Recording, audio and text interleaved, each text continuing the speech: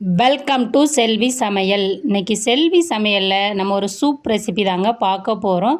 நல்லா ஸ்பைசியான veg Maggi soup தாங்க. ரொம்ப ஈஸியாக எளிமையாக நம்ம வீட்டில் இருக்கிற பொருட்களை வச்சு எப்படி செய்கிறதுன்னு பார்க்க போகிறோங்க. வாங்க இப்போ நம்ம வெஜ் ஸ்பைசி நூடுல்ஸ் சூப் செய்ய என்னென்ன பொருட்கள் தேவை, அதை எப்படி ப்ரிப்பேர் பண்ணுறதுன்னு பார்க்கலாம். நான் இன்றைக்கி 2 பாக்கெட் மேகி பாக்கெட் எடுத்துருக்கேங்க. நீங்கள் எந்த பிராண்ட் மேகி வேணாலும் எடுத்துக்கலாம். நான் 2 பேர் சாப்பிட்ற அளவுக்கு தான் இன்றைக்கி செய்ய போகிறேன். 1/4 டீஸ்பூன் மஞ்சள் தூள், 1 டீஸ்பூன் மிளகாய்த்தூள், 1 டீஸ்பூன் கொத்தமல்லி தூள், அரை டீஸ்பூன் மிளகுத்தூள், உப்பு சுவைக்கேற்ப, லெமன் ஒரு 2லேருந்து 3 ட்ராப் இருந்தால் போதுங்க. பச்சை பட்டாணி 1/4 கப் ஊற வச்சு எடுத்ததுங்க. நீங்கள் ஃப்ரெஷ்ஷான பட்டாணினா சேர்த்துக்கலாம். ஒரு சின்ன சைஸ் தக்காளி, ஒரு சின்ன சைஸ் பெரிய வெங்காயம் பொடியாக நறுக்குனது, காளான் ஒரு 6லேருந்து 7 பீஸ் இந்த மாதிரி நான் எடுத்துருக்கேங்க. நீங்கள் எந்த வகையான காளான் வேணாலும் எடுத்துக்கலாம். பூண்டுப்பல் ஒரு 6 பூண்டுப்பல், 1 டீஸ்பூன் பொடியாக நறுக்கின இஞ்சி, 2 பச்சை மிளகாய், 1/4 கப் உருளைக்கிழங்கு, அரை கப் பொடியாக நறுக்கின கேரட், 1/4 கப் பொடியாக நறுக்கின முட்டைக்கோஸ். நீங்கள் பீன்ஸ் வேணாலும் ஆட் பண்ணிக்கலாங்க. வாங்க இப்போ நம்ம அடுப்பு ஆன் பண்ணிவிட்டு சூப் எப்படி செய்கிறதுன்னு பார்ப்போம். அதுக்கு முதல்ல ஒரு வானல் வச்சுக்கலாம். வானலில் 2 ஸ்பூன் எண்ணெய் ஆட் பண்ணிக்கிங்க. எண்ணெய் சூடான பிறகு நம்ம பூண்டை இடிக்கல்ல தட்டி வச்சுருக்கிறேன், அதை ஆட் பண்ணிவிட்டு 1 டீஸ்பூன் பொடியாக நறுக்கின இஞ்சி ஆட் பண்ணி அதை இஞ்சியும் பூண்டையும் நல்லா வதக்குங்க. இஞ்சி பூண்டு நல்லா வதங்கட்டும். இப்போ பாருங்கள், இஞ்சி பூண்டு நல்லா வதங்கிடுச்சு.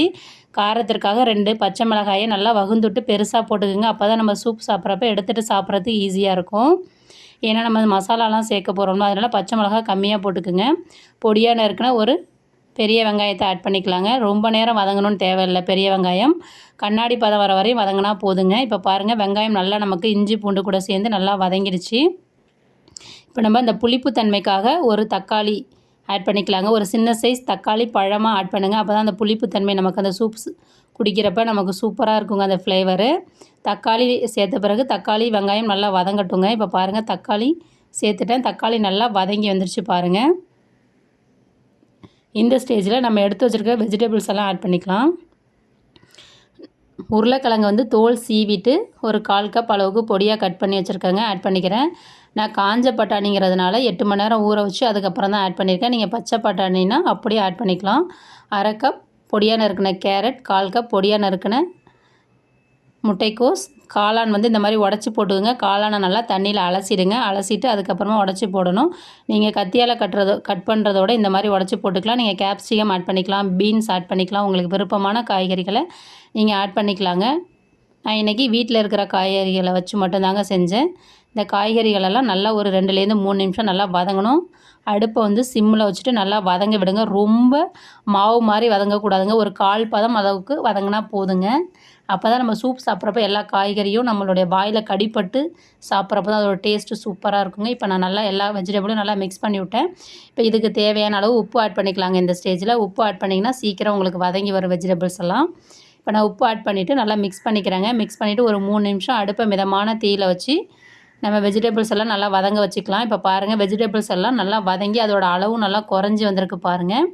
இப்போ இதை நல்லா மிக்ஸ் பண்ணி விடுங்க.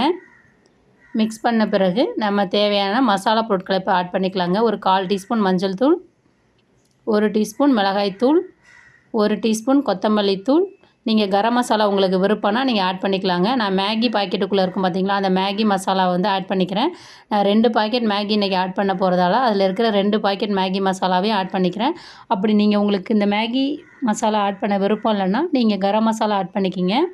மேகி மசாலாலேயே கொஞ்சம் உப்பு இருக்கும். அதனால் நம்ம சூப்புக்கு தேவையான அளவு டேஸ்ட் பண்ணி பார்த்துட்டு தாங்க போடணும். நீங்கள் கரம் மசாலா சேர்த்திங்கன்னா அதுக்கு தகுந்த மாதிரி உப்பு ஆட் பண்ணிக்கணுங்க. இப்போ இந்த மசாலாலாம் ஒரு 2 நிமிஷம் நல்லா குக் ஆகட்டுங்க. நல்லா கிளறிட்டே இருங்க, இல்லைனா அடிப்பிடிக்க வாய்ப்பு இருக்குது. இப்போ மசாலாவில் இருக்கிற பச்சை வாசனையெல்லாம் போயிட்டு காய்கறியெல்லாம் ஒரு பாதி அளவு நல்லா வெந்து வந்துருச்சுங்க. நீங்கள் அந்த பட்டாணி கேரட்டெல்லாம் அப்படியே சூப்பு கூட கடிச்சு சாப்பிட்றப்ப அவ்வளோ ஒரு டேஸ்ட்டாக இருக்குங்க. இப்போ பாருங்கள், 2 நிமிஷம் ஆகிடுச்சு. நல்லா வதங்கி வந்துருச்சுங்க நமக்கு எல்லாமே, காய்கறிகள் மசாலா தூள் எல்லாமே. இப்போ நம்ம சூப்புக்கு தேவையான அளவு தண்ணி ஆட் பண்ணிக்கலாங்க. நான் இன்றைக்கி 1.5 லிட்டரு தண்ணி ஆட் பண்ணிக்கிறேங்க. 2 பேர் சாப்பிட்ற அளவுக்கு. என்ன இவ்வளோ தண்ணி நினைக்காதீங்க, நம்ம அந்த நூடுல்ஸை சேர்த்த உடனே அது நல்லா டக்குன்னு தண்ணியை உறிஞ்சிட்டு தண்ணியே இல்லாமல் இருக்குங்க.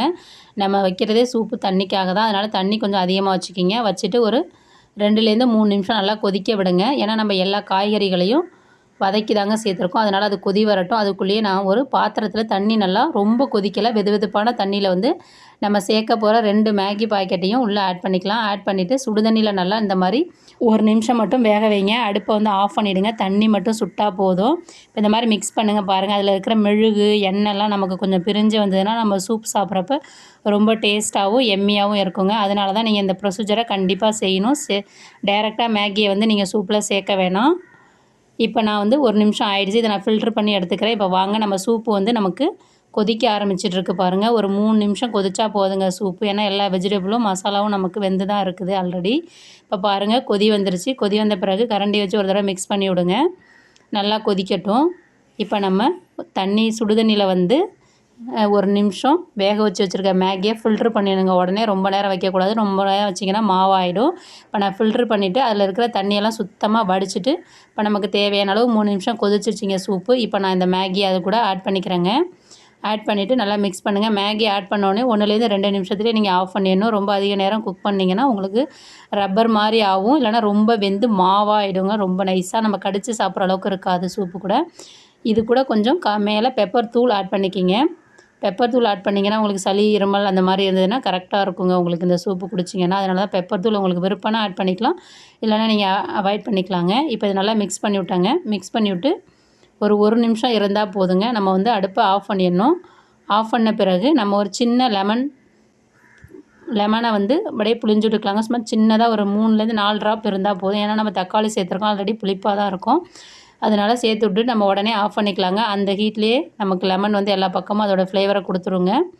இப்போ நமக்கு சூப்பரான சுவையான மேகி நூடுல்ஸ் சூப் வந்து தயாராகிடுச்சிங்க. இதே மாதிரி நீங்களும் உங்கள் வீட்டில் செஞ்சு சாப்பிட்டு பார்த்துட்டு எப்படி இருந்ததுன்னு சொல்லுங்கள். நம்ம சேனலை லைக் பண்ணுங்கள், ஷேர் பண்ணுங்கள், சப்ஸ்கிரைப் பண்ணுங்கள், கமெண்ட் பண்ணுங்கள். Thank you very much. நெக்ஸ்ட் வீடியோவில் பார்ப்போம்.